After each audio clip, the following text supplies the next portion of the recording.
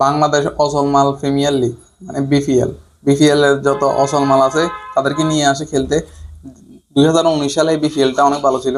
তখনকার আন্ডার রাসেল, মঈন আলী, তারপর সুনীল নারায়ণ, মানে বড় বড় প্লেয়াররা কিস গেলে তারা খেলতে আসতো, মানে দেখতেও মজা লাগতো, অনেকটা হাই লেভেলের ছিল। আর এখনকার বিপিএল তো যত অচল মাল আছে, যত রকমের অচল মাল, তারা সবগুলোকে নিয়ে আসে খেলতে। আর বাকি ভালো ভালো প্লেয়ারদের নিয়ে আসে না। এটাই হলো কথা। আর হচ্ছে যে পরিমাণ বাজে অবস্থা, মানে মনে হয় না এবারে বিপিএল তেমন একটা সুন্দর হবে।